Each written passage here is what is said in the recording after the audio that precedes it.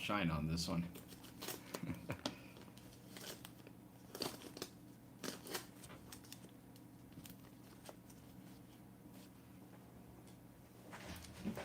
What happens if I do that? Oh, that's worse.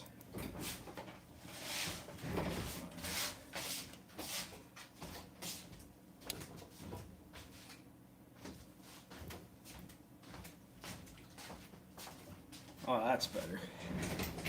There we go. Hey everyone, I'm just waiting here for a few more people to show up. As usual, this is a completely unannounced live stream because I'm just absolutely incapable of, actually planning beforehand. I'm just terrible at that.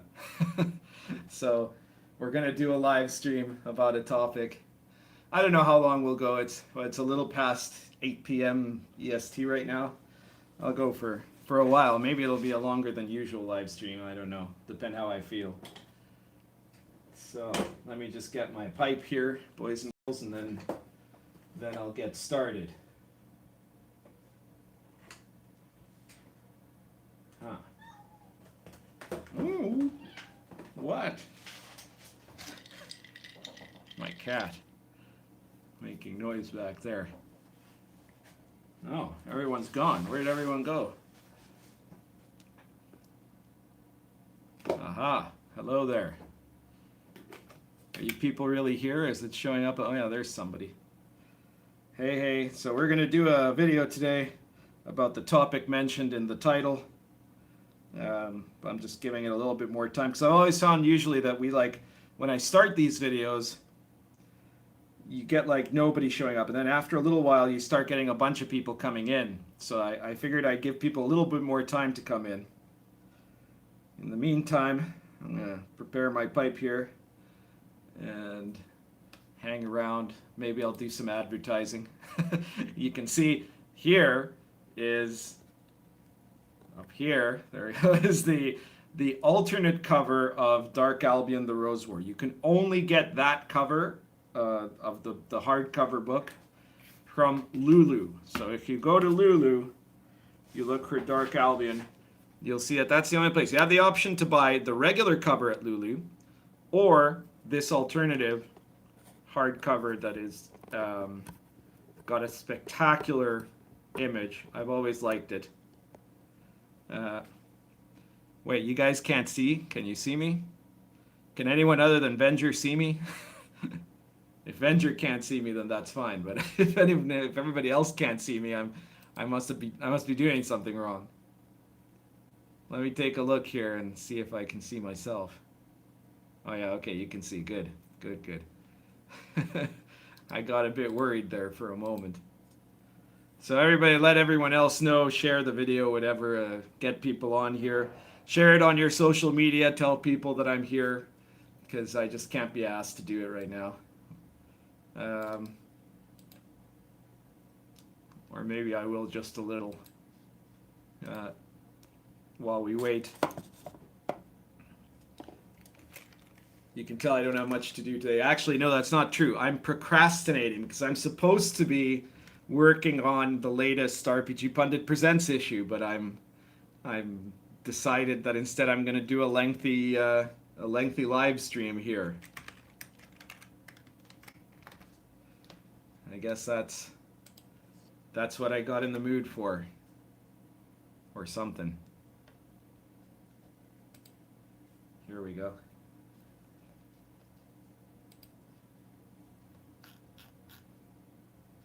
Come on, what's wrong with this thing? There we are. So yes, we are live right now. I am here, coming in, getting ready to entertain you. Waiting for a few more people to show up, giving people the chance to show up at least. Because as usual, I have not announced that I was going to be here. This is just me being my usual irresponsible self. See, this is why in Inappropriate Characters, we let Grim handle the video and Venger handles the money, and I'm just the pretty face. So this is how we divide, our strategy, right? I'm the one that draws in the crowd, and they're the ones that handle all the tricky bits. Because really, if I tried to do this stuff, well, you'd get something a lot like this this YouTube channel, a den of incompetence. You'd never know when the next inappropriate characters is going to be. Incidentally, unless something changes, the next inappropriate characters is going to be on the 20th. So, if you're just coming in now, I'm giving people a little bit of time, if they want to show up, to talk about the subject at hand, and maybe a few other subjects, who knows. But I think it's going to be an interesting subject. The subject is capitalism bad for D&D and RPGs in general. What do you think? Think about what you think. Tell me later. I'm gonna finish lighting this pipe.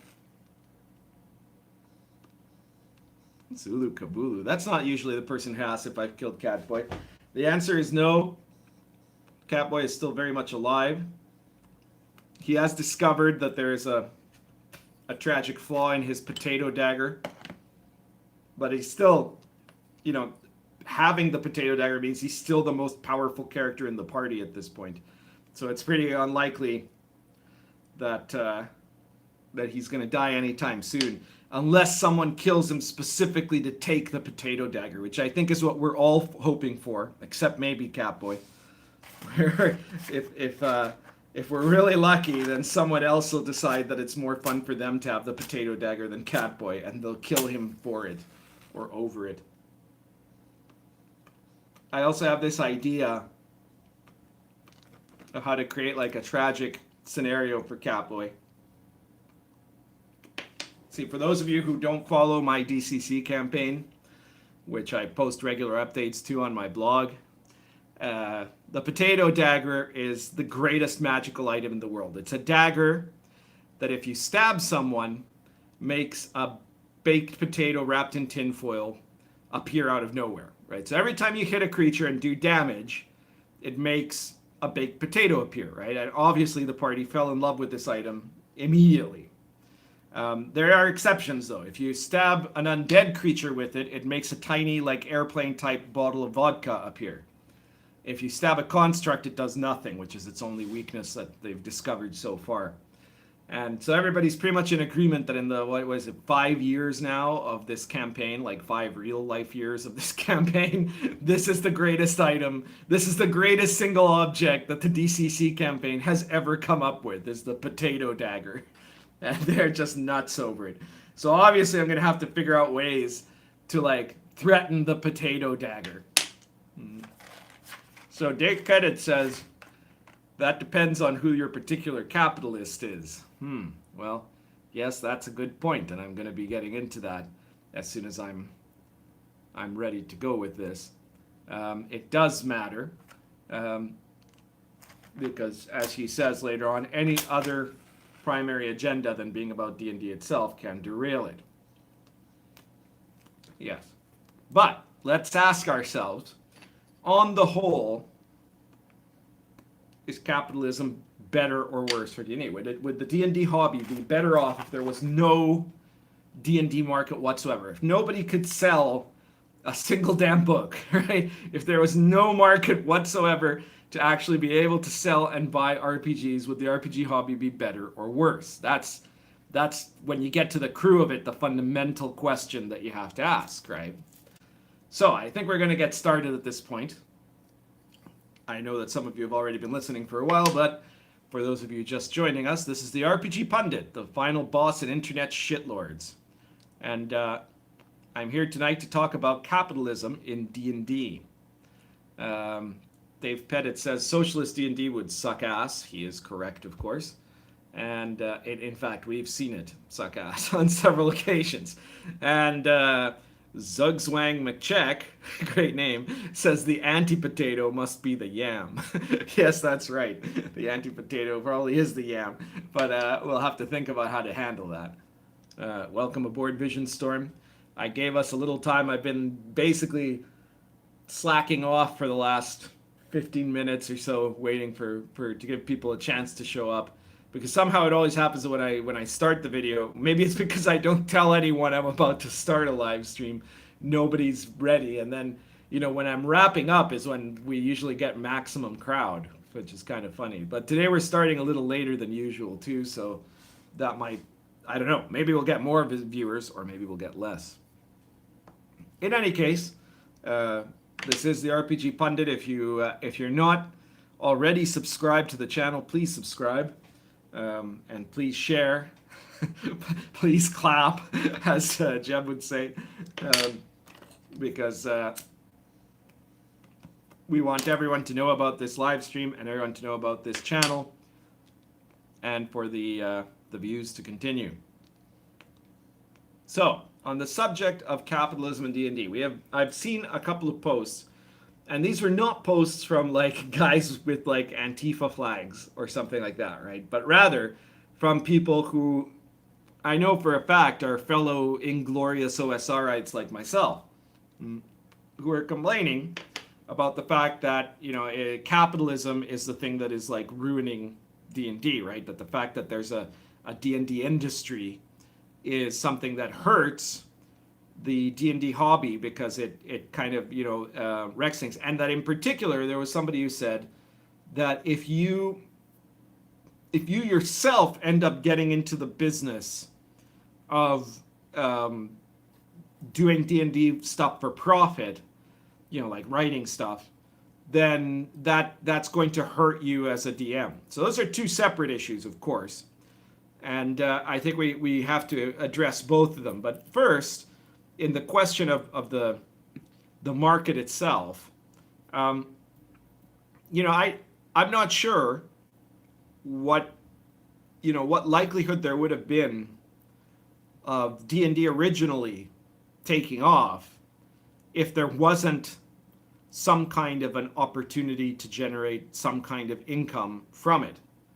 It seems pretty clear to me that Gary Gygax was, besides everything else, a businessman, right? And we had the proof of the matter is really that we had for some time stuff that was like kind of pseudo D&D, right? Like the ancestors of D&D that were going on as offshoots of the wargaming club, the wargaming community, and stuff like that. Vision Storm here says, to be honest, I'm not sure capitalism is good or bad in and of itself. In and of itself. Correct yourself there, Vision Storm. But unfortunately, some things aren't as marketable as others. Not sure that's the fault of the production system itself. Right, well, that's another detail there, right? That's actually a very good point. I'm gonna address that in a little bit, but I actually have kind of the opposite perspective I think you do there about whether marketable is good or bad, right? The thing is that there were, versions of kind of proto RPG stuff that was already happening for quite some time before D&D came out. None of this stuff got any traction because it wasn't a product, right? It was just stuff that was happening in small groups and clubs and things like that. M.A.R. Barker would have been diddling around with Tecumseh for the rest of his life if it hadn't been for the release of D&D. Dave Predit says, the quick buck capitalist approach to the D&D business with no concern for its legacy is bad, but obviously I support it as a burgeoning business, and folks making a living via D&D is great. Brandon Goringer, hey, how's it going, Brandon? I was just reading over Lion and Dragon when this popped up. Well, I'm glad to see you here. I hope you're enjoying Lion and Dragon. Lion and Dragon, medieval authentic OSR role-playing, which is a variant of the classic RPG rule, which is designed for medieval authentic play in worlds like Dark Albion, which is a medieval authentic world set in a fantasy version of the War of the Roses. You really want to check these out if you want your game to be more focused on real medieval history, real medieval folklore and legend, and even the magic system is based on the real beliefs that people in that time had as to how magic worked, things like grimoires and stuff like that. This is the one I think, episode where I don't feel any qualms about making these little commercial breaks promoting my own products, because it's exactly what we're talking about today. We're talking about capitalism. And, I was saying when we started out with the D&D hobby, as it were, what got the whole ball rolling was a product. It was D&D. It wasn't M.R. Barker working on Tekkamil. It wasn't Dave Arneson playing his little Blackmore game. It was D&D being released by Gary Gygax as a product. Hey Ben, how's it going? Would D&D have sold in the Middle Ages? Well, the jury's out on that. People thought very differently back then. So it would have been, first of all, it would have been seen as acting probably. But besides that, it's kind of questionable whether they would have understood how it works.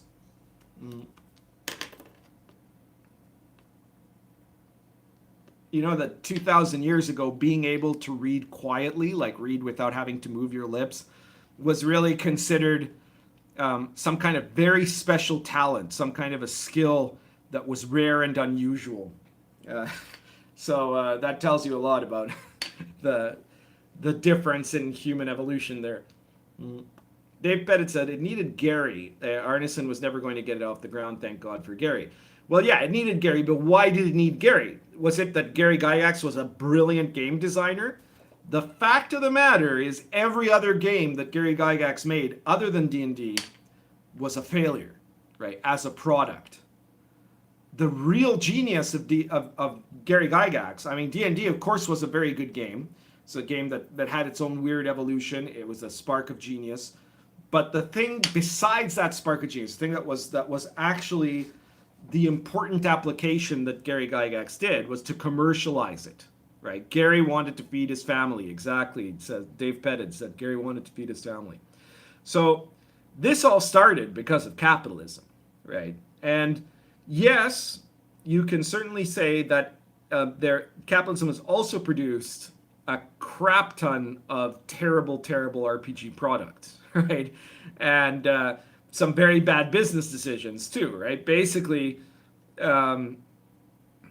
second edition was just a way of trying to ouster Gary Gygax's claims over D&D, and you had all kinds of shenanigans that TSR went up to, and then you had stuff. You've had how many games? I couldn't even begin to name how many games basically destroyed themselves when the designer decided he was going to make a second and updated edition, or endless splat books, right, which each became less and less worthwhile, right?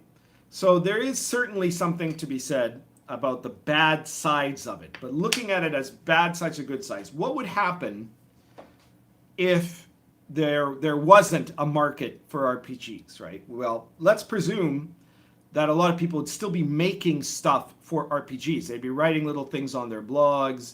They'd be screwing around. Some of them would make free books. They would release whole PDFs trying to detail their worlds. But you can bet that there would be a lot of difference there, right? The same effort for production values would not be there. You wouldn't see, I did a whole bunch of Dark Albion setting as blog entries before I ever came out with Dark Albion the book, right? I wrote a bunch of the section that later on became the Gazetteer chapter and some other details. Of course, the version that was in the final book was vastly expanded. But if you went to my blog, you would have been able to see all the details of the different areas of, Albion, the different regions, just as blog entries, right? But they were just bare text, no maps, no illustrations, no design, no hardcover, no beautiful picture in the front, no magnificent font, because I wouldn't have had Dominic Cruzet to help me, right, to make all the layout and the art and the all the design part. That would never have happened, right? So that would be the kind of an example of the difference, right? And yeah, you'd probably get some people making some interesting products, but besides them still being half-assed compared to the effort that they would put into it to make a full-blown product, it would also be something where you wouldn't necessarily be able to know who is doing the, like where the good stuff is. So hang on, I got a couple of comments here. Brandon says, I'd love a London book for Dark Albion. Well, there's a lot of details in the Dark Albion main book about that, right? And besides that, you also have The Ghost of Jack Cade on London Bridge, which is a source book that details one neighborhood of London. And I am starting to work on some city books that are going to come out eventually for RPG Pundit Presents that will be detailing very detailed looks at different medieval towns. Jesus, my cat almost killed herself. Medieval, she's having some troubles here. Can you get over there? Are you about to fall to your death, Cletus? She's hanging off a railing. No, she's okay now. She's all right, folks. She's all right. Sorry, what was I saying? Oh, yeah. That I'm making a series of city books, okay, that are going to detail different towns in 15th century England with fantasy elements, like based on the actual local legends, the neighborhoods as they actually were at that time and place. I'm going to be doing all that stuff, right? So this is going to come out in probably a couple of months. The first one of these will come out as part of the RPG Pundit Presents series, and it's going to be on Ipswich. I'm probably not going to do a London book just because London already has a lot of material in the Dark Albion book itself. Though I may end up being tempted to do a book on different neighborhoods of London. I've done adventures set in London, which you can get in the RPG Pundit Presents series. The Dragon Egg, for example, is set in London. But okay, so this is an example of another product, right? Like, I would not be making these books, these city books and these city guidebooks with the amount of detail, effort, and research that I'd be making, that I am making right now, or rather, at least I wouldn't be putting them together. I might be making it if I was running a campaign of Dark Albion at the time, wanted to do some research, just because I'm a very studious guy. But I wouldn't necessarily be putting all the effort to share it with everybody in that way, right? That wouldn't end up happening, right? So, Jeffrey says, I got my copy of Arrows of Indra. Thank you, Jeffrey. I hope you really enjoyed that. That's another great example, right, of the effort put into making a final product. Because I could easily run an Indian campaign, but it was, in a way, the profit motive and the idea of being able to be the first one to do certain things that I did in that book that motivated me to get it, right? So this is kind of like the problem if you didn't actually have a market, right? You'd be having a bunch of people making a bunch of products that would be free products, but that would have enormously varying lengths of quality and levels of quality. And the best of these would probably not be as good as even, the good ones that you'd get in an actual market, right? This is I guess you could call it a version of the Tragedy of the Commons. Ben says, are the Dark Albion books more of setting books or do they contain adventures? Well, the main Dark Albion book is mostly setting, guidelines for how to run the game, because you've never actually run a medieval fantasy game if you've run, D&D and games like that. You have to, you think you've run medieval fantasy, but what you really run is medieval, fantasy funland or something like that, Renaissance fair fantasy, right? So there's a lot of information there about how to make your game more medieval. There's a couple of things on magic. There's a thing on demon summoning. Lion and Dragon is the main, is the rule book version, which is focused on a whole system. There isn't an actual whole system in Dark Albion. It's a system neutral book, right? Whereas if you want a whole system that lets you really effectively simulate, emulate, whatever you want to call it, medieval authentic gaming, that's Lion and Dragon. Dark Albion has in the book a number of encounter tables for travel over roads. It has a number of different encounter scenarios, which include a couple of complete dungeons, like not dungeons like you think of, but medieval authentic dungeons, a tomb and a catacomb and a barrow mound. And then guidelines for running, adventure seeds for, at the fair or at a tournament or things like that. But besides that, if you want more adventures, you need to check out the RPG Pundit Presents series. I've done a whole bunch of medieval authentic adventures. These are adventures that are very researched. They're based, almost in every case, they're based on some kind of actual local legend or historical legend or, generic legend of the Middle Ages, right? So they have these elements of medievalism to them that make them very authentic. When they're set in specific places, research has been made about those places, right? And an effort has been made to make that seem, authentic as well, and to present the places as they were in the 15th century. So if you want a medieval authentic set of adventures, check out the RPG Pundit Presents series, and you'll find there a bunch of stuff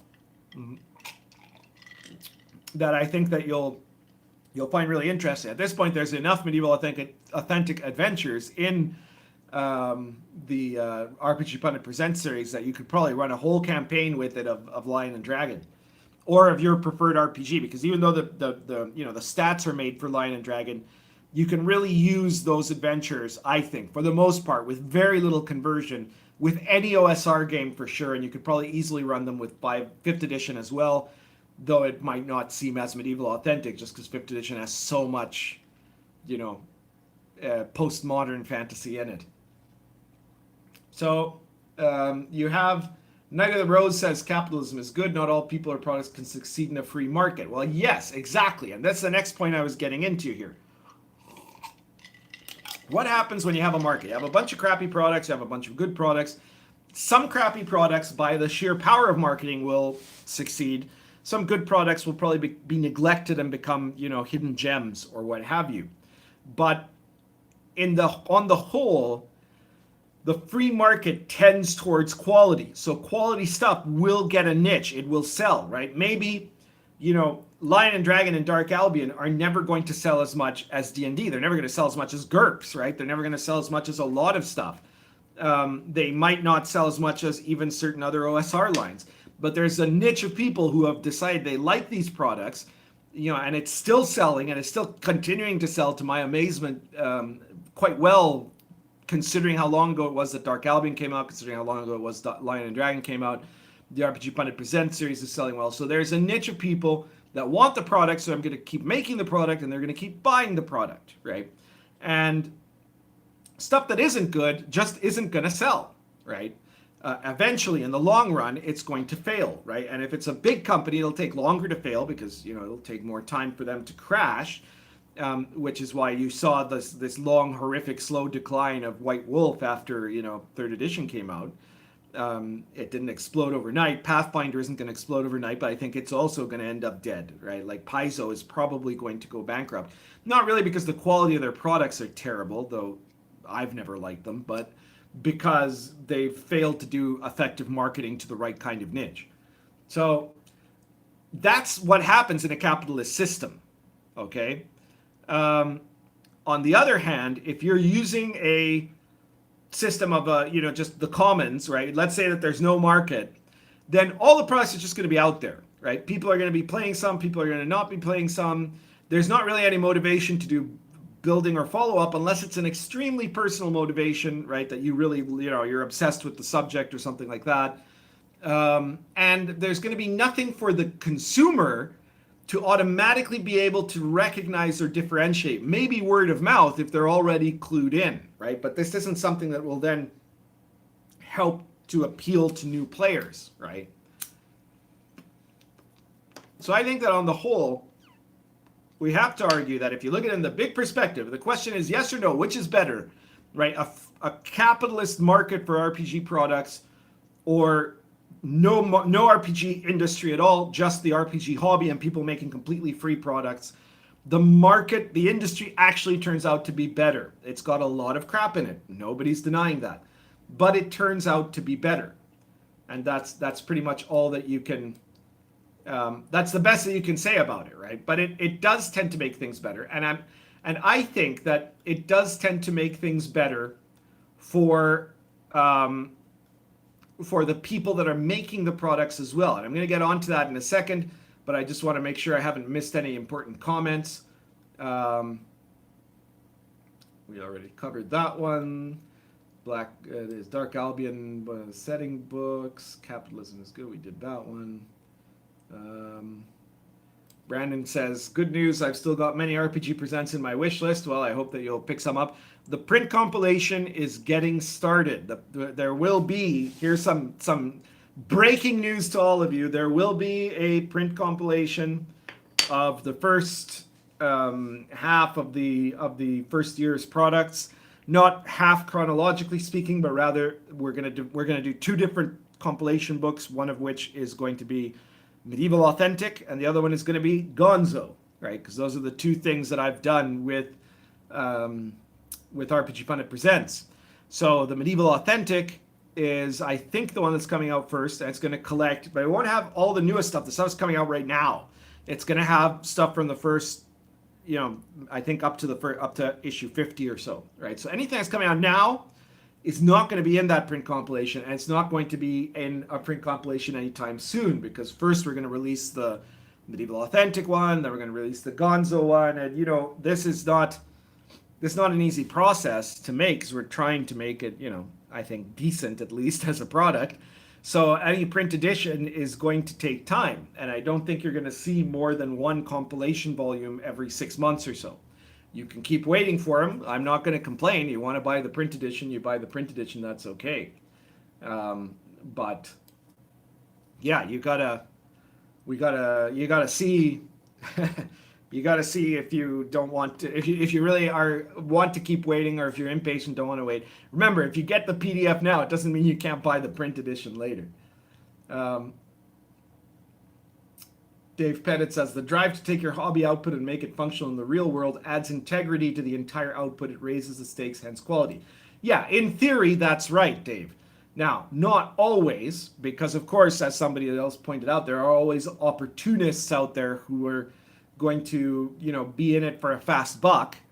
And you're also going to have like anti-market forces that are going to be potentially causing challenges to, releasing stuff in the way that is most directly profitable, because you're going to have,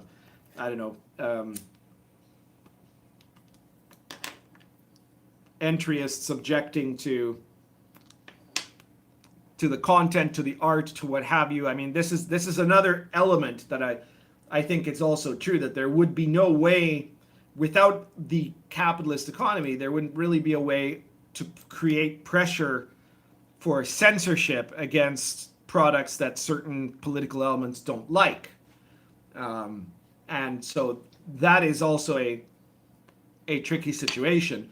Or for the takeover of certain companies that then, allow that to try to dominate or influence the market.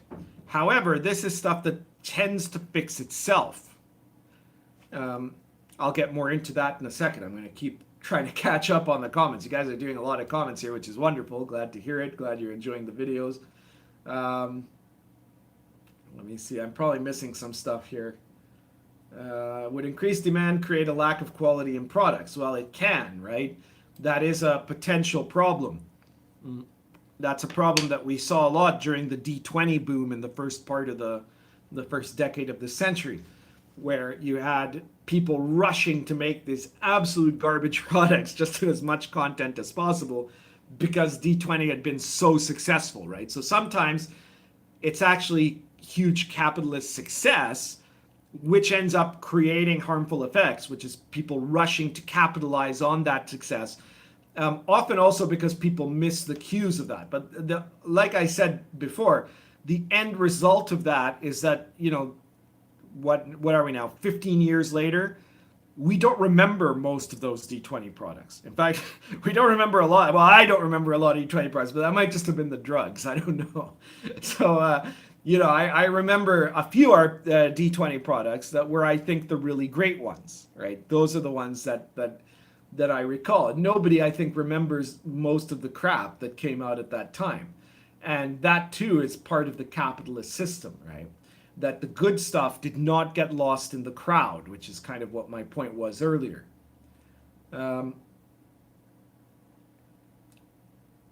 This is not, Ben, this is not a jar of peanut butter, this is iced coffee.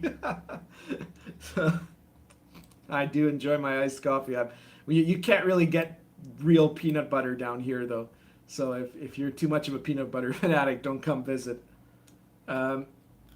Night of the Rose says, I think what some RPG gamers and writers don't understand is that because it's a free market, people are free not to buy or play their shitty and unappealing products.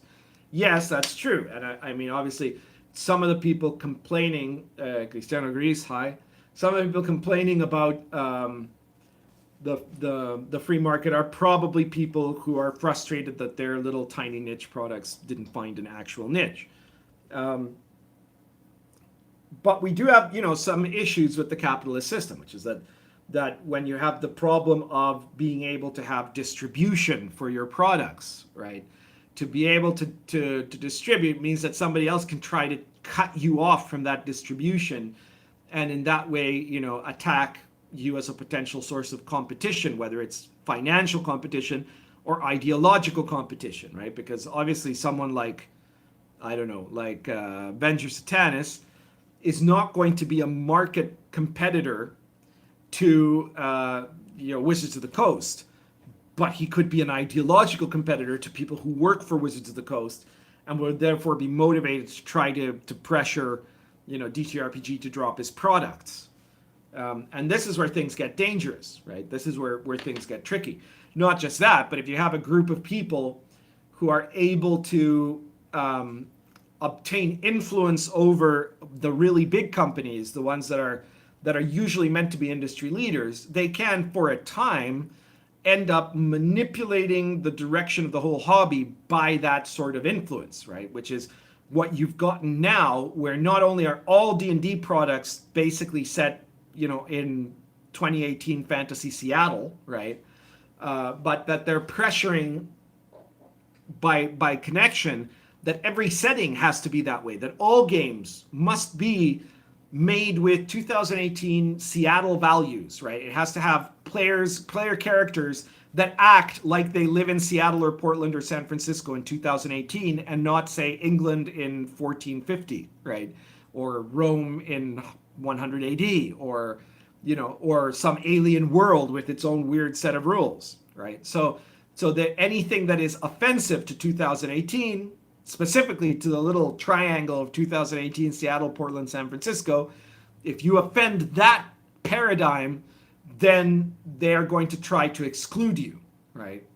And so this is a big problem. It's what you could call, Starbucks settings, right? Like another Seattle product that went all over the world and ended up trying to push out all varieties and all variations, not just by itself, but because of how many other, copies of Starbucks were created, because that was seen as a successful model, right?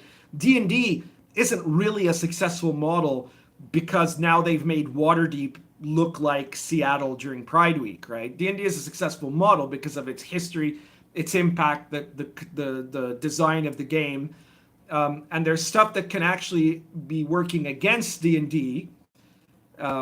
I'm not saying that all woke fantasy, as Vision Storm just called it, is bad. I'm saying that the idea that has to be monolithic, that's the only kind of fantasy you can have, that's a bad idea. That's a really bad idea. But it's an idea that isn't going to hold up. People are going to get bored. There's a big fad right now and a big push. Like if you go on Twitter and you do a search for D&D, to say nothing of doing a search for Critical Role on Twitter, right? But do a search just for D&D. Critical Role is worse. But do a search for D&D, and you're going to see, when you look at the posts, especially look at like the latest posts, not just the top ones, but look at for sheer volume. But even if you look at just the top posts, right, and you look at what's there, you're going to see that 50 to 75% of it are people doing little drawings of their characters, and those drawings are made all exactly the same. They all look exactly the same. They're all different people making them, but the style is basically this postmodern fantasy style. Most of the characters aren't human because you're not allowed to play humans anymore, right? Most of the characters are some variety of weird freak that has, something cute about them and that don't look, they look like an orc would eat them alive. Even the orc characters that they make in this art look like orcs would eat them alive, But they're all the same. They're all the same characters. They're all the same fantasy. They're all the same propaganda, right? They're all trying to send the same message. This is what D&D must be, right? And this is working because you have a group of people that entered into a very successful product and took it over. But on the other hand, that's something that can't possibly last, right? The fad will break, the fashion will pass, other things will come into play, And if the people then running the show for D&D or for Pathfinder or for whoever insist on trying to hold on to the Starbucks setting, the Seattle 2018 fantasy style, they're going to go out of business, or they're going to at least suffer severely in business, which is exactly the same thing that happened already to D&D when they switched to 4th edition, the non-D&D edition of D&D, because the designers had been thoroughly influenced by the story games movement, by the GNS theory, which suggested that D&D should only be this kind of game. It should be a strictly tactical game with lots of emphasis on powers, with battles that take 50 minutes to run, with all of this sort of stuff. And, I predicted when 4th edition came out that the end result of this would be that within a year they'd lose 2/3 of their client base, right? And everybody else is saying, oh no, but look at how quickly the pre-orders sold and all that. That doesn't mean anything. You put D&D on anything, if you make D&D 6th edition now and it's just basically a blank book with a cover, it'll sell out on pre-orders. After that, no one will buy you again, right? So it happened exactly as I predicted. D&D actually lost first place in the industry to Pathfinder, and they freaked out, and then they came to me, right? And they asked for my philosophy, and my philosophy was the guiding philosophy behind the design side, not so much the stylistic side of 5th edition. And that's how it became successful again. So stuff like that will happen, right? The market ultimately corrects itself.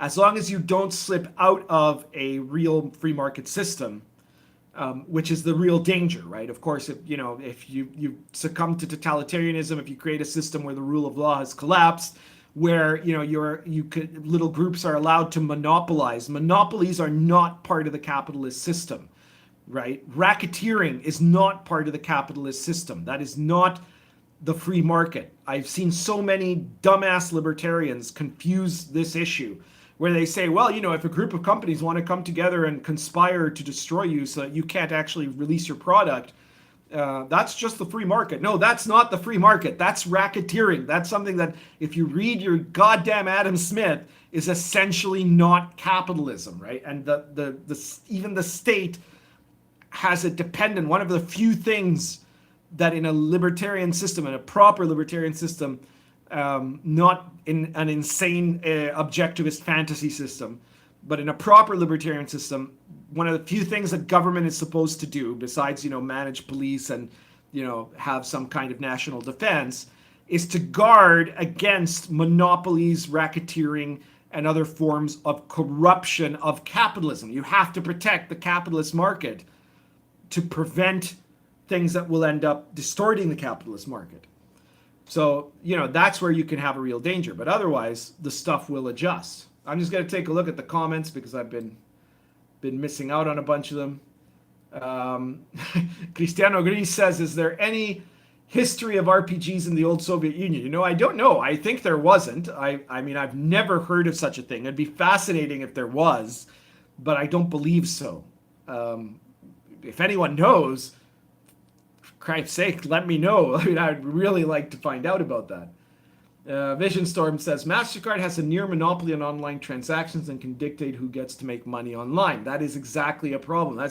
That's a huge problem because it creates a system where you end up getting one group of peoples, a company, run not necessarily for maximizing profit, but by human beings who are driven by ideological motives, who will decide that they will, even if they as a corporation lose some money, it's worth it to make it so that a person ends up starving to death because they can't actually work for a living anymore because MasterCard won't allow them to, right? It's like stuff out of the book of Revelation or something like that, right? Like the mark of the beast without which you can neither buy nor sell, right?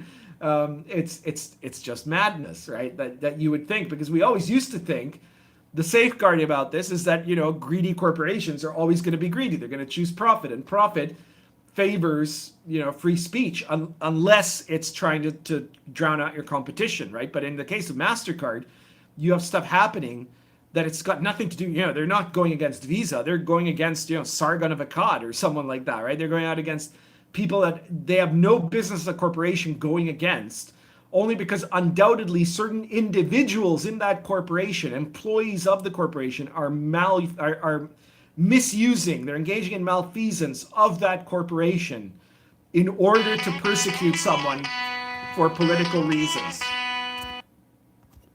So I think that's really what's going on here. Cristiano Gris says they want to erase history. Yes, they do. That is exactly the reason behind, Starbucks setting and Fantasy Seattle, because history is too problematic. It's too dangerous, and the biggest danger of history, of things like medieval history, is that people will like it, right? That people will say, wow, that's exciting. And then, it's really problematic because it's exciting to play in a world where monotheism was taken seriously, or a world where there were distinct social classes. And, it's the same mentality that you see from certain ridiculous, Christian fundamentalist groups that say, oh, well, if you're playing a wizard, you're going to end up worshiping Satan, son. Like as if casting magic missile, you're gonna really like playing a wizard in D&D, and then you're gonna become a Satanist, right? So like the SJWs think if you're playing, a brutal crusader warrior, crying Deus Vult and slaying the heathens, that means that you're obviously going to be, a white supremacist. But who cares? They think everyone's a white supremacist, right? So screw them, Ben says, I've seen folk in Waterdeep whose lives are more magical than Marvel's possible with spells. Yeah, that's an actual quote, or at least very close to the actual quote, in the latest Waterdeep book, where the author, Volo, I think is supposed to be the one saying that, is referring not to magical creatures like, elves or dryads or, tieflings or something like that. He's referring to cross-dressers, right? Because that's the most magical thing of all. If you're a magical transvestite, that beats Elminster, I'll tell you what. If you're marching in the Waterdeep Pride Parade and you're wearing leather chaps, then that's a much more magical life than going out and being an adventurer, right? Which is, I guess, what they eventually want to push as the future of D&D play should really be about making these funny, cutesy poo, never human, probably never straight characters that mostly sit around and eat stuff and talk a lot, and there's a lot of drama, but not any actual action as such, right? Maybe you'll get to go and punch Nazis for a while, right? And then you get back to the important stuff, which is, just talking and being goofy and showing how you fulfill your identity, because that's the whole point of the character, right? In their point of view, if you create a character who's what do you call it? A gender fluid Aasimar who is also suffering from anxiety issues, and that's it. That's your character. You don't even have to play the anxiety. You just have to say, that's the triumph. The game is complete. You've made the character, right? And then that's it.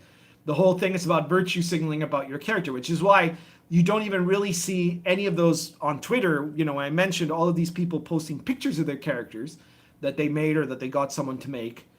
But you don't see any of them talking about what the character does in the adventure, right? Like you look at, when weaponized autism, right? You see some of these old school D&D nerds, the ones that aren't entirely right, that will come up to you and you literally can't get them to shut up, right? You could threaten them with a bat and they just will be physically unable, or I guess psychologically or mentally unable, to stop talking about D&D, and specifically to stop talking about their stupid character and the things their stupid character did in some stupid dungeon that you weren't in and is therefore boring, right? They just can't stop, right? Whereas these people couldn't possibly start because they probably haven't even really played it. Maybe they ran it once, right? Maybe they used the character a couple of times. The important thing was creating the character, that the character exists, and then bragging about it on social media. Cosplay heroes, says Dave Pettit. Yeah, exactly. Cosplay heroes. Vision Storm says, 4th edition D&D was the least D&D I ever read in my life. Correct. Clive says, in Soviet Russia, dungeons play you. Yeah, probably. There wasn't, I don't know about dragons, but there were an awful lot of dungeons in the communist bloc. Flying Axeblade says, looked up from making my first character at Kimry and saw you live. Hey, Flying Axeblade. I assume that's not your first character of all time. You're probably talking about your first character of Lion and Dragon. Am I right? The Kimry Traveler. Excellent characters. Lots of fun. At the very, very bottom.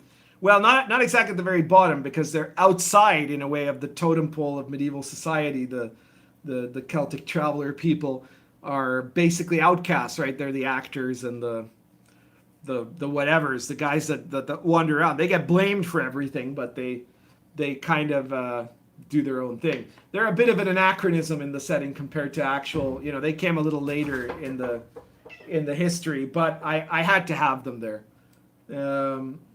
Cristiano Ruiz says Makarovs and Gulag. Yeah, but that doesn't have alliteration. You'd have to pick something a little different. I'm not sure which yet. What could it be? Comintern and Commissars. There we go. Gulags and Dragons, yeah. Dave Pettit says, my PC is more PC than your PC. Yeah, that's exactly the goal. That's exactly what they're aiming at. They're looking to make the most pathetic, the most empathetic, I guess you could say, from their point of view, but from the point of view of a gamer, you look at this, you go like, what is this thing, right? Like, what are you going to, how is this going to work, right? And I mean, maybe you could make it work if that was really the point, but the point is almost that they're meant to be just dysfunctional, right? They're just not supposed to work, right? They're just supposed to be fabulous.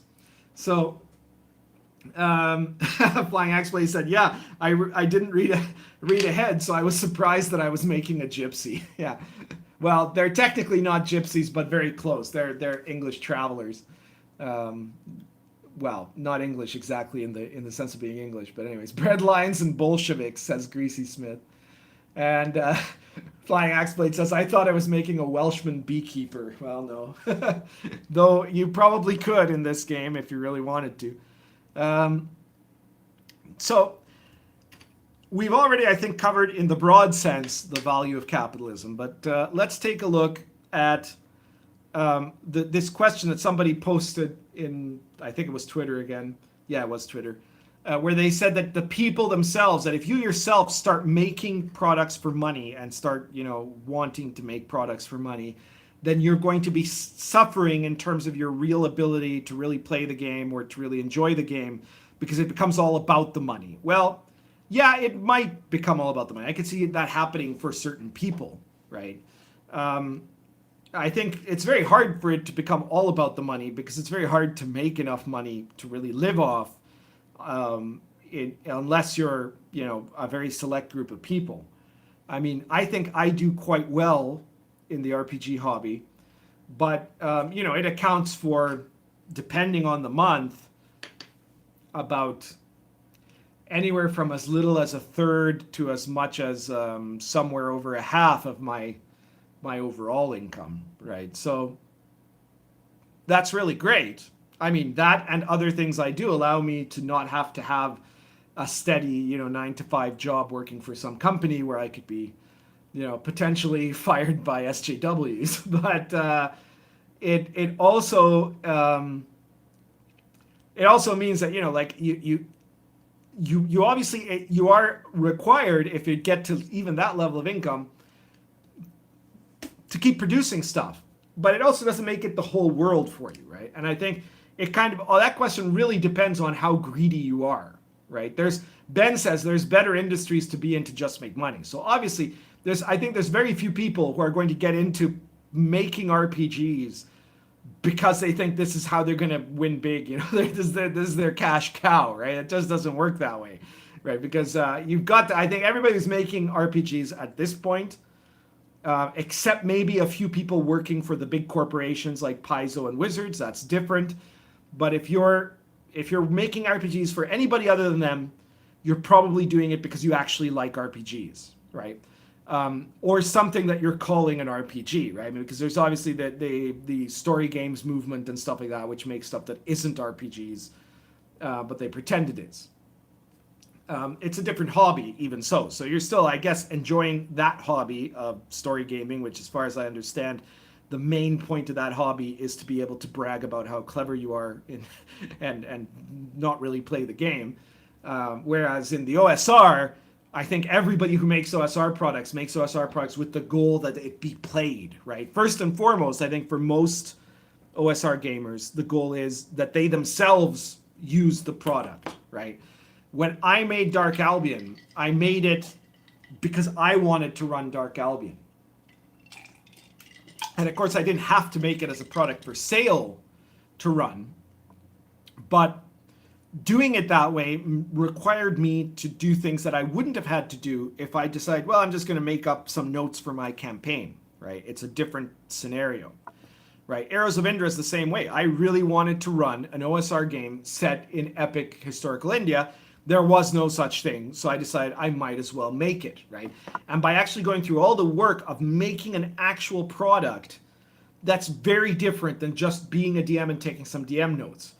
So let me tell you, if you want to become a better DM, if you want to run better campaigns, make products based on the campaigns you want to make, okay? This is exactly the opposite of what they said on Twitter, but it's absolutely true, because the discipline required to create a book, if you set yourself in your mind, this is a book that I'm going to sell, okay? I'm actually going to make... Greasy Smith says, what really is a story game? I could tell you, but that'll take up an entire video. So I'm probably not going to answer that just this time, Greasy, but maybe at some point I'll do a video trying to explain what story games are. They're not really very relevant anymore. They're basically done. But they were a thing that was a big problem in the RPG hobby 10 years ago. But anyways, if you want to be a better DM, make a game, a product, a game or a setting book or an adventure or stuff like that, whatever level you're capable of doing, with it in mind that this is something you're going to publish, okay?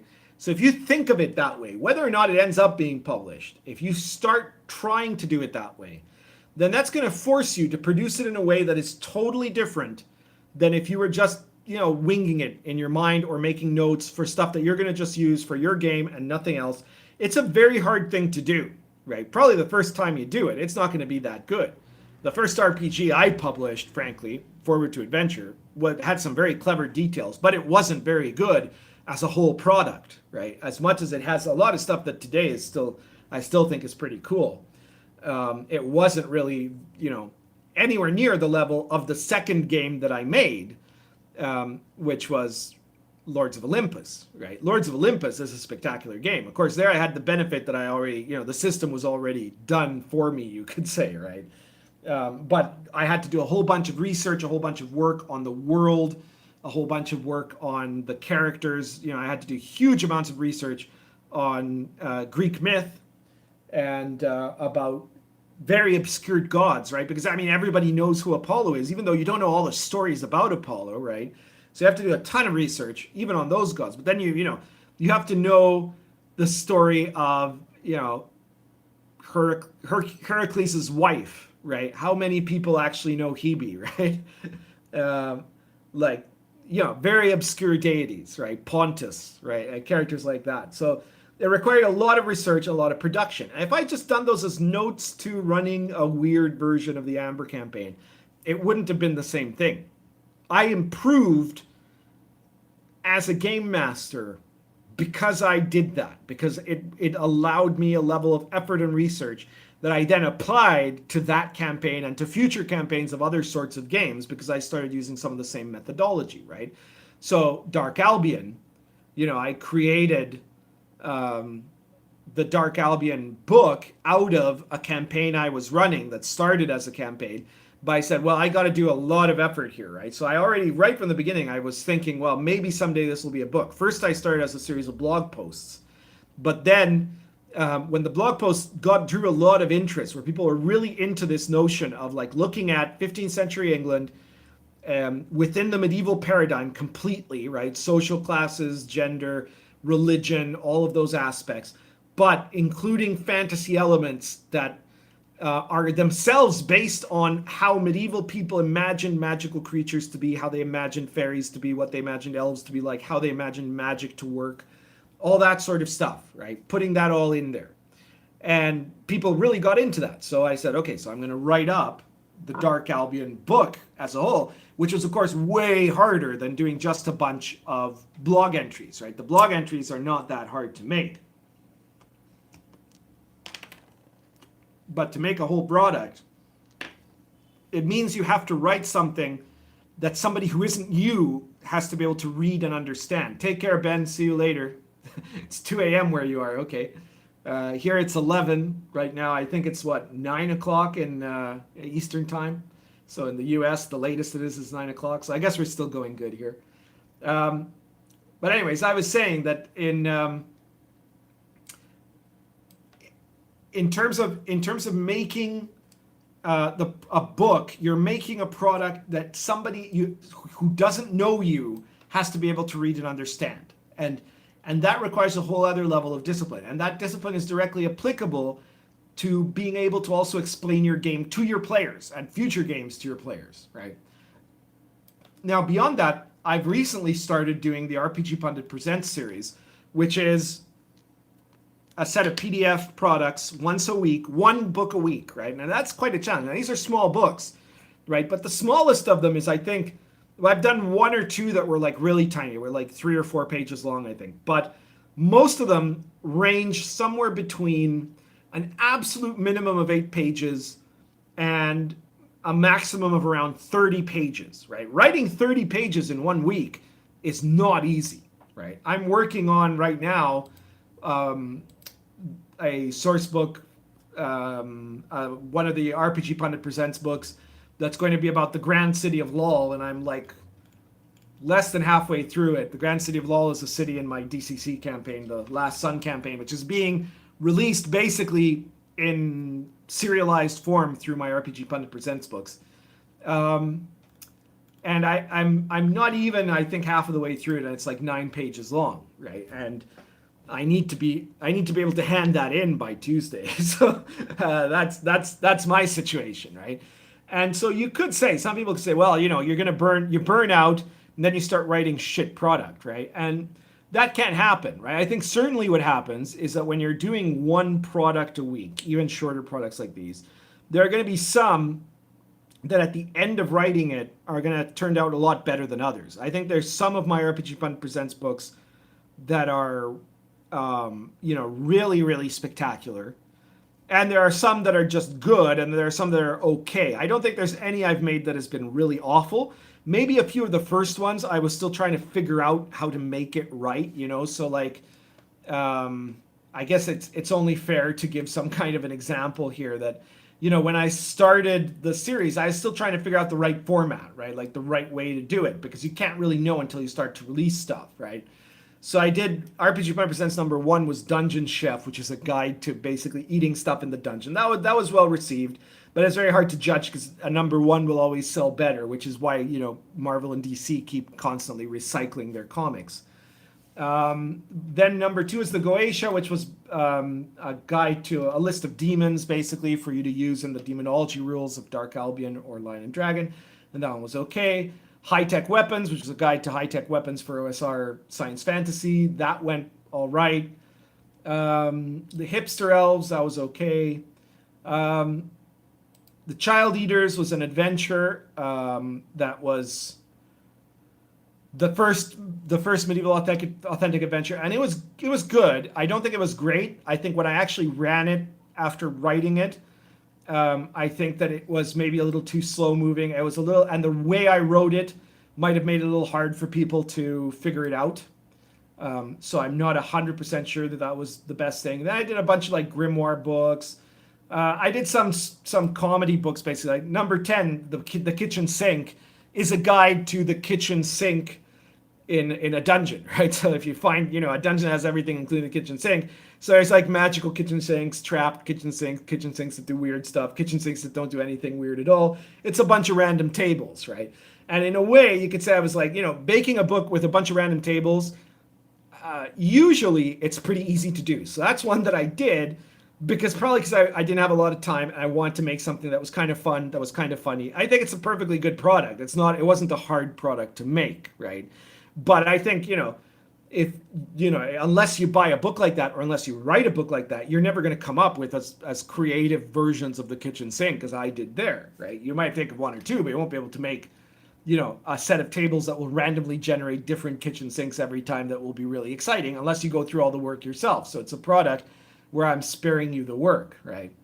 But there were a couple like the original Guide to the Middle Northern Wilderlands.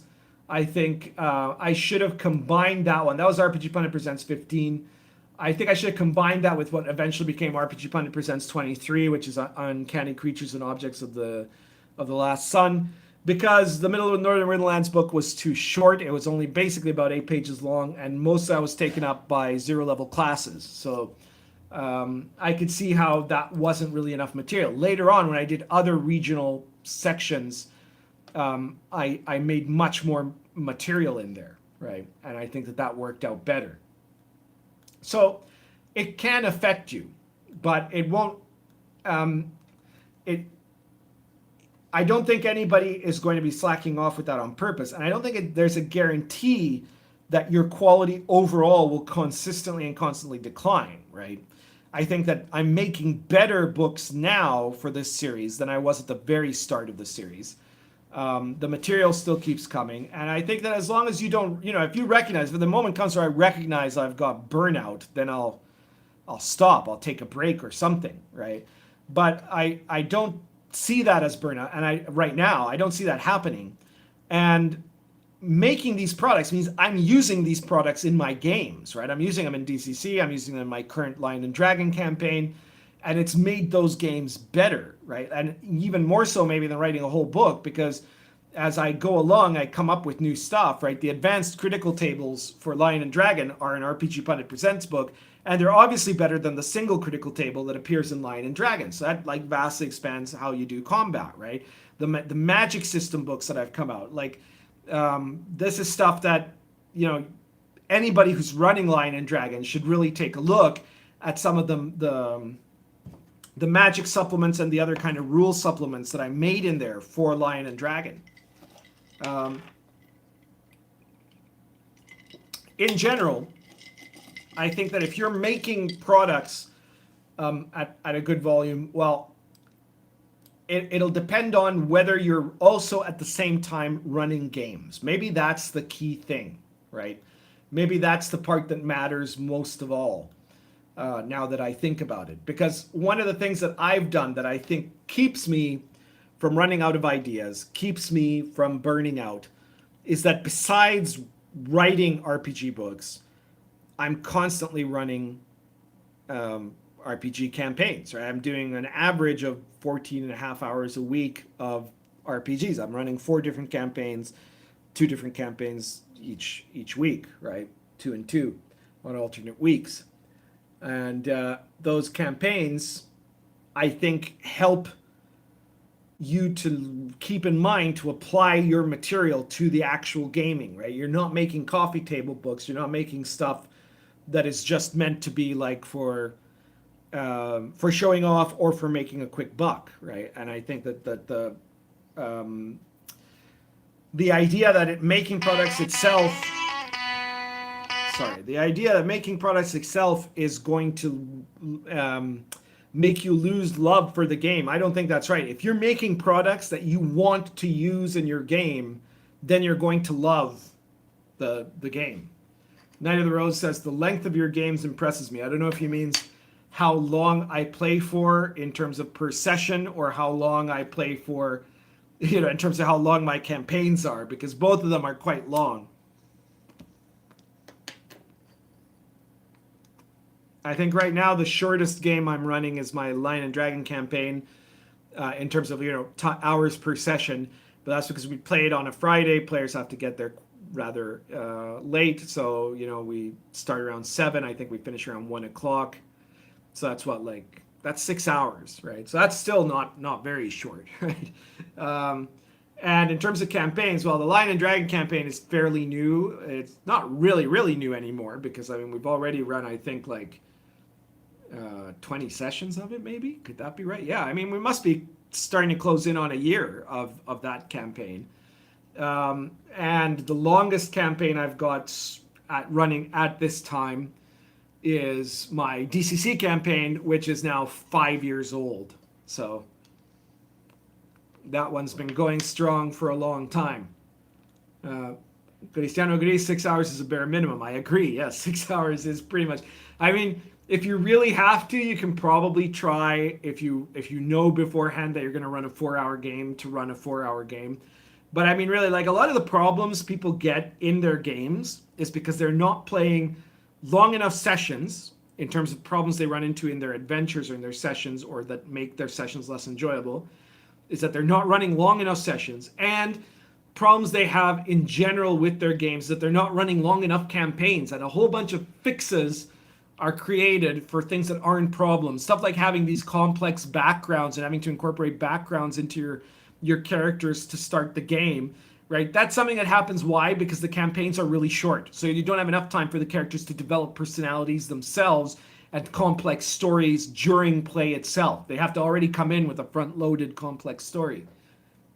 Stuff like that is stuff that happens, that are errors that are committed only because people aren't running longer games.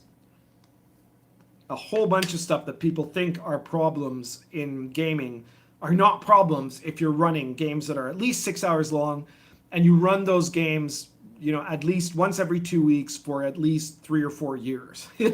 That's how you make the game really get cool, because it's not really cool until you've run at least, I think you have to run probably at least, I'm going to say 30 or 40 6-hour minimum sessions before your campaign really comes to life. Before that, you're just kind of faking it until you make it, right? Campaigns become living worlds somewhere after that point.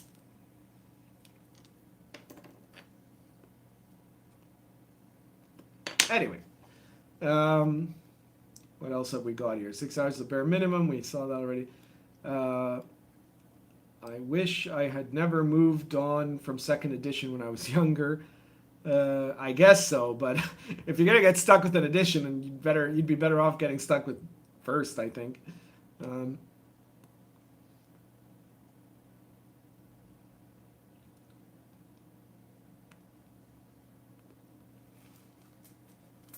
Good advice.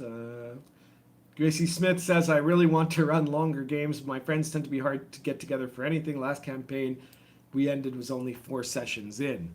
Right, well, I think that's also something of a problem, is this idea that you have to run games with your friends, right? I don't know. I think that's probably something that came out of geeks not being very sociable. And so they're not very... they're not easily able to connect in other social circles than outside of geek stuff.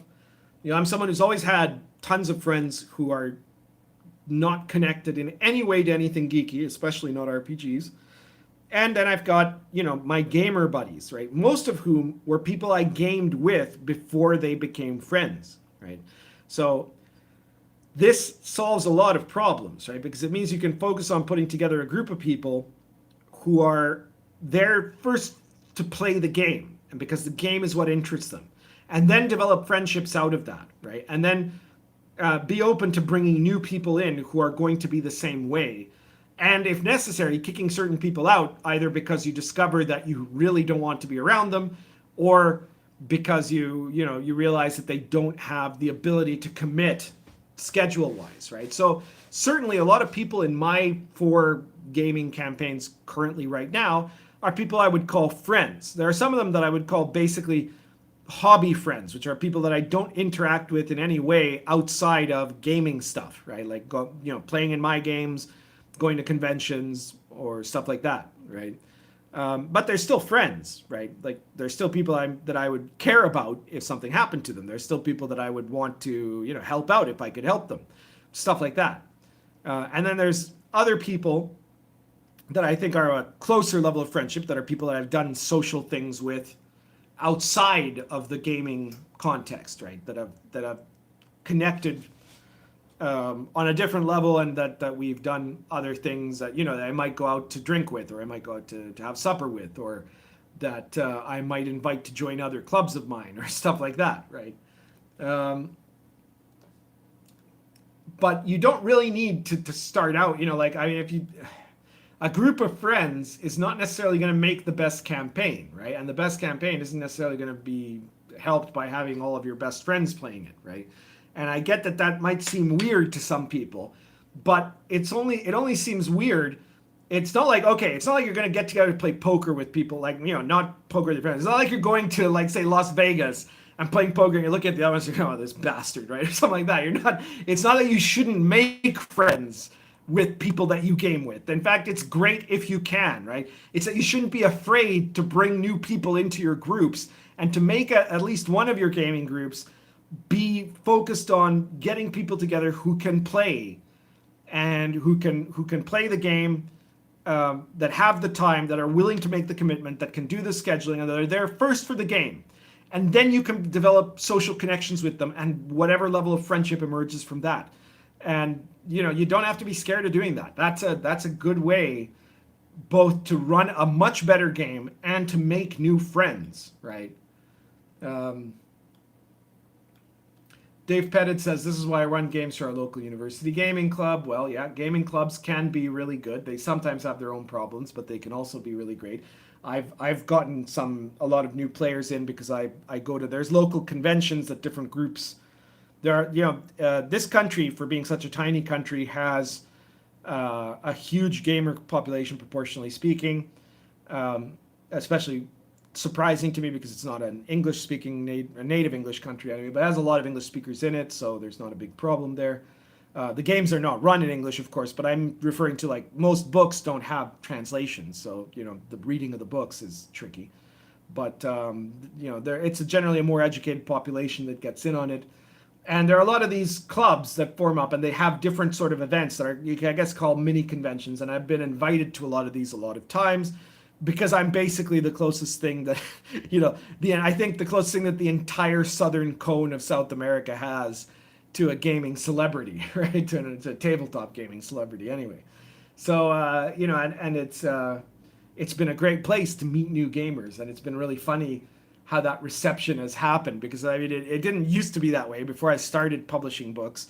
I guess is another good reason to start writing books. Maybe you'll become famous in in your local community, right? Because before I was just the weird Canadian guy, right? And now I go there and I have kids, right? Like, really young gamers, new gamers that come up to me and they're like, "Oh, I want to thank you for writing, Lords of Olympus is the most popular game here out of the ones that I wrote." But there's a lot of people who also know, Lion and Dragon and Dark Albion and stuff like that. But yeah, Lords of Olympus was the big local hit. And it's crazy to run into fanboys of that. You're like, or fangirls, it's just fantastic. And then I've also run games there where I've, if I like the way a gamer plays at the con table, right, if I got a space open, I might offer them a location in one of my campaigns. But I usually end up having a waiting list for my campaigns, just, I guess, because, I'm well known, and also my campaigns are well known, right? Like, and think about it, people here know that's a big commitment.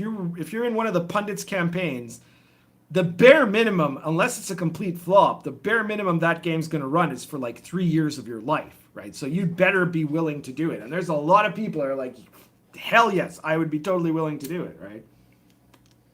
My Lords of Olympus campaign, the new one I'm running now, again, I mentioned it's regionally popular, right? But I just got an unbelievably long list of people, and I had to say, well, screw it. I've just got to pick.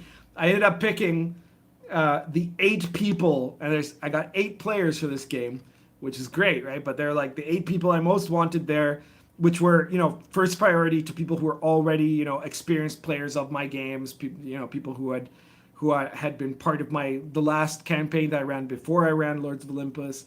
And so, yeah, that was quite the deal. Anyways, look at some more comments here before I close up. Night of the Rose says, it sounds like you keep Bill the Elf around for the food. No, I don't think so, because Bill the Elf and I are actual, real, very close friends outside of gaming. Though we met, he's a perfect example where he's somebody that I met gaming, right? He was introduced to me by another person who was also gaming with me at the time, but who I also knew through other social circles as someone that should really be playing in our game. And then when we started up the DCC campaign, he's the only person still in the campaign from the very first session. But he's also a great guy, fascinating guy, lots of other interests, lots of stuff. We hang out. I go to eat at his house. I go to his house for the food. I'm not going to lie. I love his company. He's a great guy. He's a great friend. But the food absolutely is just unbelievable, right? Like, this guy is the greatest cook, the greatest chef, I should say, that I've ever known. And, I'm eating free. So it's crazy. I bring a drink or whatever. But Cristiano Gris says, you're lucky to have a huge Rolero group in your land. I don't know where you're from, Cristiano, but yeah, I am lucky. I know there's a lot of those in other parts of Latin America too. I mean, Brazil has an enormous RPG scene with their own RPGs, right? And it's their own weird world, right? Like, from what I heard a few years back, GURPS was like one of the most popular games there, right? So like, which sounds really weird, right? But, Brazilians. Dave Pettit says, it makes me nervous running games in the woke heartland of a university club environment, half expecting scandal any day. Yeah, well, that would be fun too. I mean, I would love someday to go to like some university gaming event. Like I've said already, I would love to go to GaryCon, and show up there and see what happens. I wish I could be there with Venger, who's going this year to GaryCon, and I hope he has a great time. But I also kind of hope that he, causes certain SJW dowagers to faint in their fainting couches. And I don't really know if I'd go to Gen Con anymore, but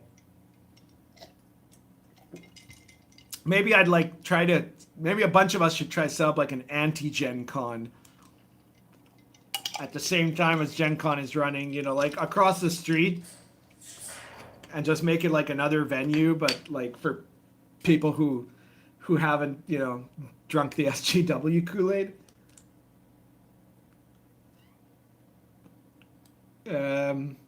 Cristiano Gris says, the best thing about DM created adventures is that players cannot buy them to cheat.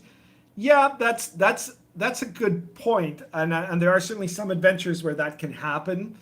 But, I think in the first place, if your players are cheating in that way, you've got a player problem right off the bat. But also, if you actually can't stop them from cheating in that way, then you're kind of failing as a DM, because I think that it's pretty obvious to me when one of my players is in some way cheating, like they're using knowledge that they've found somewhere. Like I run a lot of historical games, right? So I can tell when a player hasn't actually looked up the Wikipedia, entry about what happens to such and such person, and when they have, right? And they might think they're fooling me, but they're not, right? So, sometimes I'll just say, well, it doesn't really matter, right? I'll let that fly because it's not a big deal. And then sometimes I'll, do something that will put a fly in the ointment, right? Like a sting operation, or to just say, that thing isn't there or whatever. Like if you're worried that they're going to find out where the magic items are hid, then change where the magic items are. It's not that hard. Part of what you should do with a published adventure is modify it. I'm expecting anybody who gets one of my adventures should change details to make it, whatever changes they can make to make it more interesting to them. Let me see what else.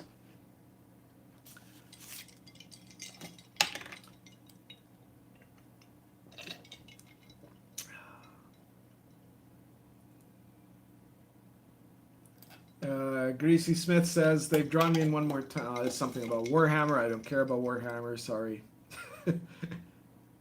I'm casually dismissing your Warhammer. Dave Pettit says, really tired of flaky players who can't commit. I'm becoming more ruthless with that. Well, you should be. I've made it clear in my... there are some games where you don't have to be, first of all. In my DCC game, I've got this kind of... if you really want to count everybody who's ever played in DCC campaign, I think it's like 25 people maybe. But it's just like smaller pool of potential people there that are that, you know, if any one of them wanted to show up and play one session and then the next session they're gone, it doesn't matter because it's a gonzo game and I can change around. I've set up the campaign in such a way that it doesn't require consistent attendance, right? I mean, I need to have a core group of people that I know are that enough of them are gonna show up that we can run the game, which for me is always a minimum of 3 players. And usually in that game we get like 4 that are always there, right? And then, you know, 2 or 3 others that may or may not show up. So that's cool if you can run that. But in other types of campaigns, you need to have the consistency of players, right? Because sometimes, you know, what players, you know, you're going to need the whole party present to be able to do certain things in certain games, on D&D style games. In other games, you might have, like, if they're heavy role-playing games, they have a lot of kind of political elements or, you know, interactions and stuff, networks of contacts or things like that. The whole thing can fall apart if a key player isn't there to do something, right? So you need to know that they can commit. And to say nothing of a game like Lords of Olympus, where it's just like constant Machiavellian factions, and besides that, you're playing godlike characters that can contact each other very easily, relatively speaking, right? So you can't even say, well, this guy went away to some faraway place and is going to come back in 2 weeks or something like that. You can't, because, you know, they're gods basically. They can, like, you know, use scrying and contact them anywhere in the world, right? So it depends on the level of commitment you want to make. But my policy is that if a person misses without excuses and becomes inconsistent X amount of times, X being dependent upon how essential it is that people show up, then they're going to end up being kicked out of the group, right? You have to become ruthless about it with certain campaigns. With my Lords of Olympus campaign, the first thing I did was put collective pressure, which is that I said, if one person can't come to a session, then we probably aren't going to run that session unless their character is in some way very peripheral and that worked really well at the early period of the campaign, but it's becoming less and less likely now. It's usually getting to the point where unless a player, knowing they're not going to be there next session, goes out of their way to make special preparations so that their character will not be necessary, you know, that's the only way that I'm going to play with one less player than all 8 of my players for Lords of Olympus. And, you know, if more than one player is missing, it doesn't matter how prepared you are, I'm not going to run the game. Under no circumstance am I going to run Lords of Olympus with 2 players missing out of 8, right? So it requires a lot of effort and commitment on everybody there, because that means that 1 or 2 people can screw it up for the other 6 or 7, right?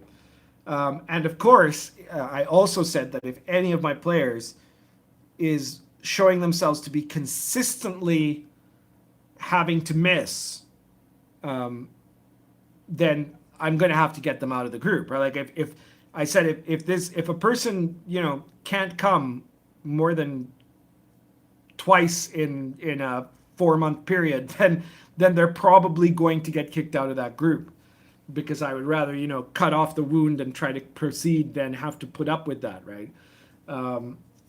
So far, of course, nobody has had that problem in that campaign. But yeah, you have to be tough if you want your campaign to be really good. If you can't commit, you should not play. That's exactly right, Cristiano.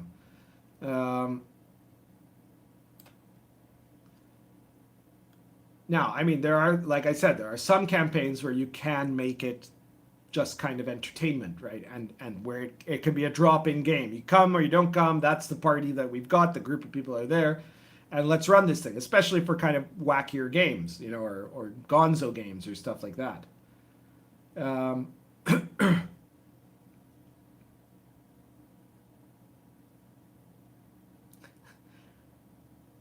Somebody laughing at SJW Dowagers.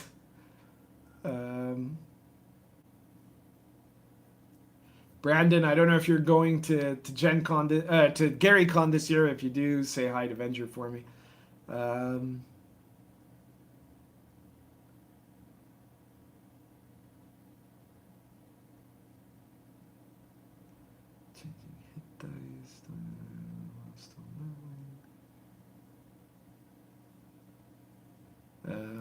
Dave Pettit said, I just booted an otherwise great player for a run of missed sessions. Yeah, well, sometimes you have to, unfortunately. It doesn't mean that you have to stop being friends with the person, right? If they are your friends, then do other stuff with them, or run a different campaign with them and other people that are, that don't require that level of commitment. But, don't screw up the possibility of having at least one really good campaign, a really serious campaign that you're going to really enjoy and going to be able to play for the long term.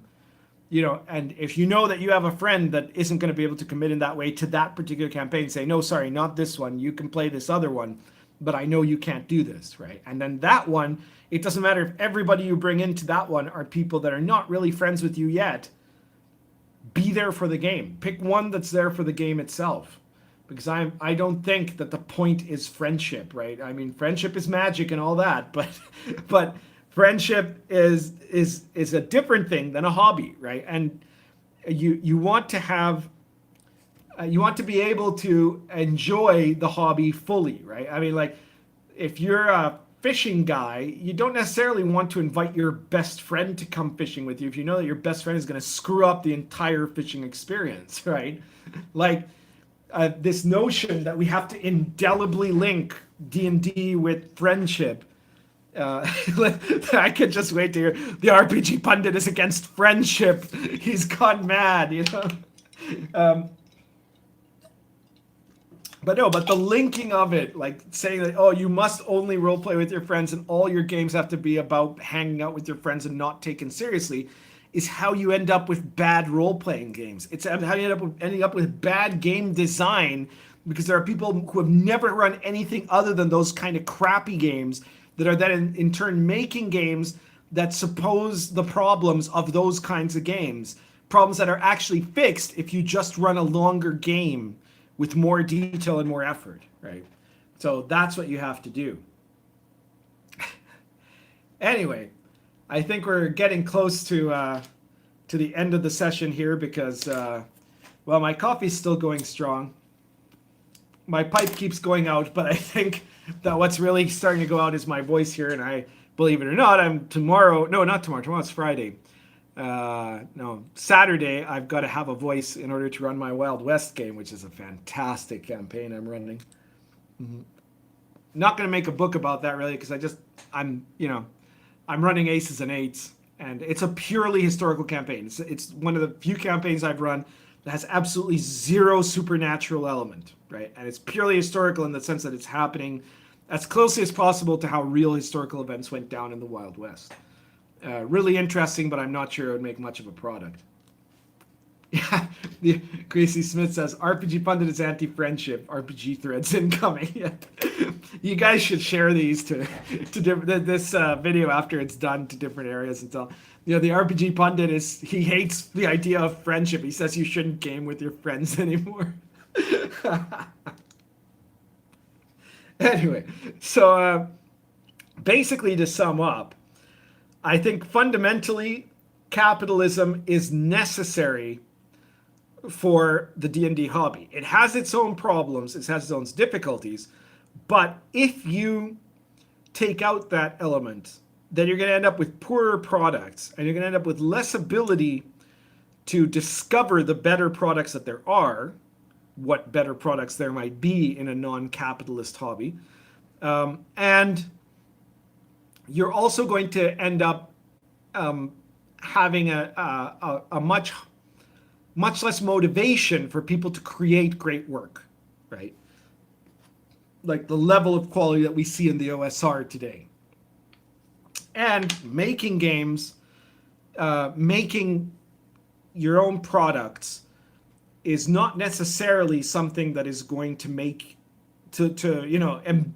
embitter your experience as a gamer. For me, in my personal case, I can tell you that I have only become my peak as a game master after I started making RPG products, because those products pushed me to be a better game master. Then when the products came out, they helped me run better games. There's this whole cycle, right? I mean, it's a positive feedback cycle. You could have a negative feedback cycle if you start thinking too much of it in terms of marketing, in terms of making profit, than in terms of actually enjoying the game. But I think as long as you're actually taking the time to run games, then you're not going to have a problem with that. And I think the place where people fail, the place where capitalism has problems, or where capitalism causes people to fail, or rather where people fail within even a capitalist hobby, is where you have people that are making products that either don't game, have never gamed, or have, ended up not gaming as much after they start making products because they're too busy making products to game. And those all cause real problems, but they're also all problems that end up getting solved in the long run by the market forces, right? We have to have confidence in the market forces, so long as those market forces aren't in the bigger picture ultimately subverted by government, right, or by the power of government. And so long as government, on the other hand, is responsible in maintaining the liberty of the market in terms of opposing monopolies and opposing racketeering, which is a legitimate, completely legitimate part of government in a capitalist system.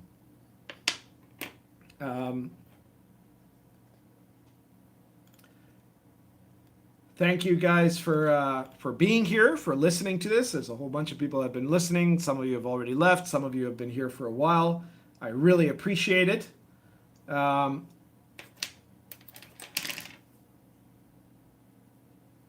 Eric Martin says, I spend way too much time ranting and not enough time promoting myself. Well, first of all, how can you tell the difference, Eric?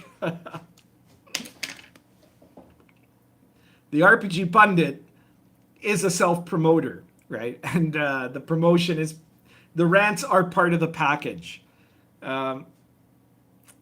I think that if I wasn't the RPG Pundit, if it wasn't for the blog, remember I started, before I ever had products, I had a blog. And if it wasn't for the blog, I wouldn't be able to go to any, to any number of companies. I could, my books haven't all been made by the same publisher, right? These are made by Dom Publishing. Arrows of Indra was made by Bedrock. Presses did Lords of Olympus. Flying Mice did Forward to Adventure.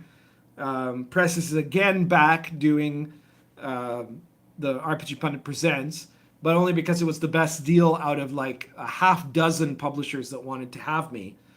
And the reason I can say, look, I've got this product and I want to get a publisher, I want to make a deal, I don't want to be a publisher myself, it's too much work.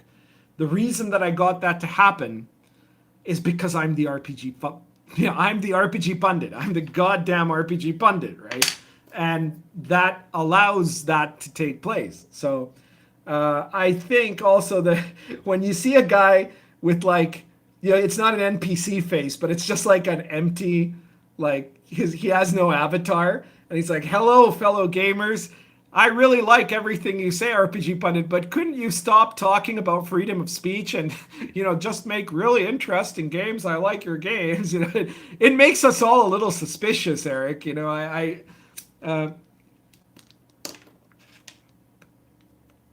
kind of have to wonder if behind that skateboard you're carrying, you're not, secretly a narc. A narc for the SJWs. For the SJW dowagers and their fainting couches. So anyway, to conclude, thank you again to everyone who came, who listened to this.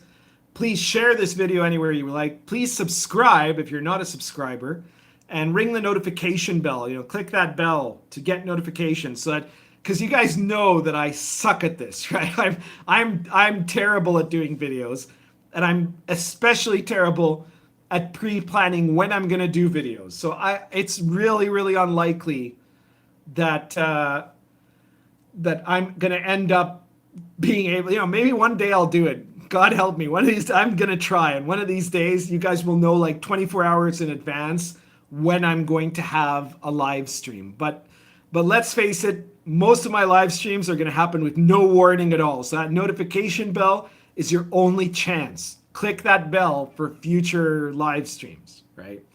And beyond that, be sure to, subscribe, share the videos. Sharing the videos is a huge help.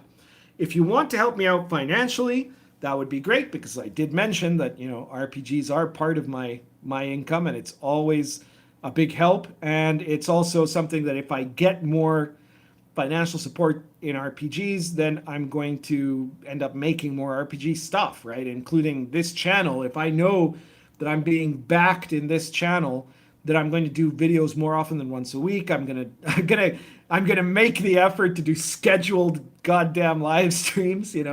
At times people want them to happen, and not just whenever I happen to be handy. And I'm gonna try to up my game, right? So there's lots of ways you can support me in that sort of work.